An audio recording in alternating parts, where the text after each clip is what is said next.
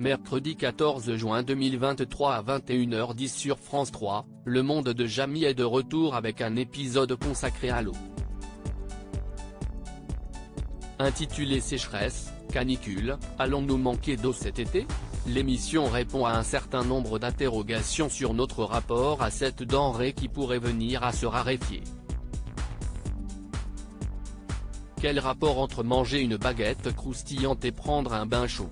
La quantité d'eau nécessaire: il faut en moyenne 150 litres pour fabriquer le pain, du champ de blé à la confection, comme pour remplir une baignoire.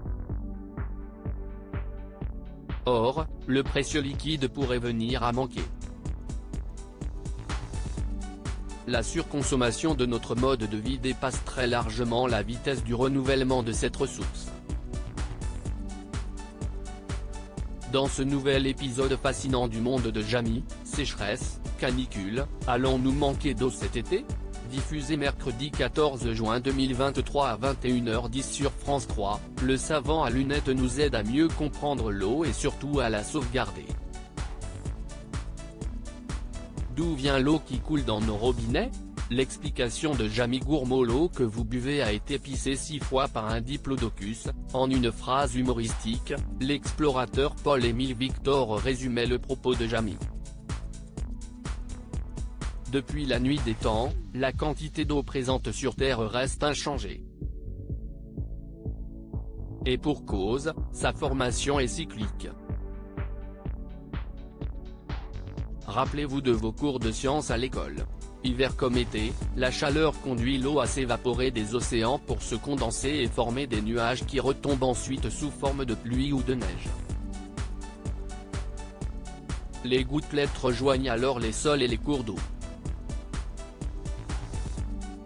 Un procédé intangible, ou presque. Le réchauffement climatique perturbe ce cycle vertueux et cause des sécheresses.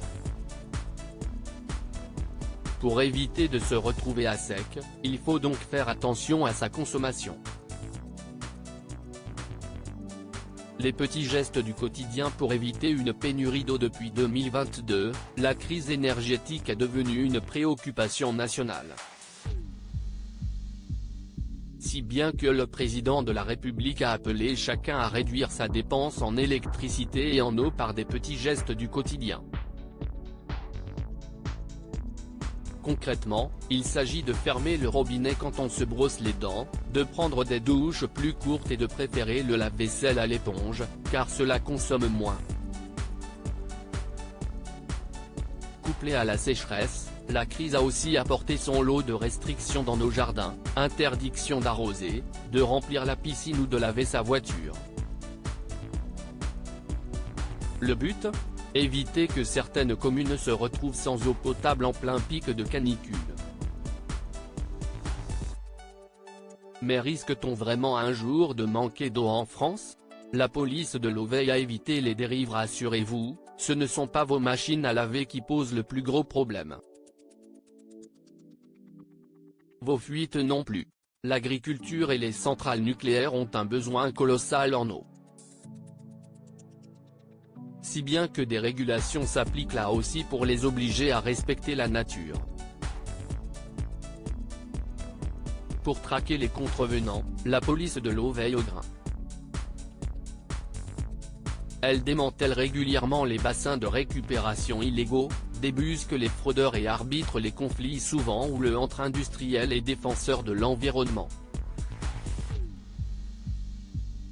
Des mesures salutaires pour nous assurer un accès durable à cet élément indispensable à la vie.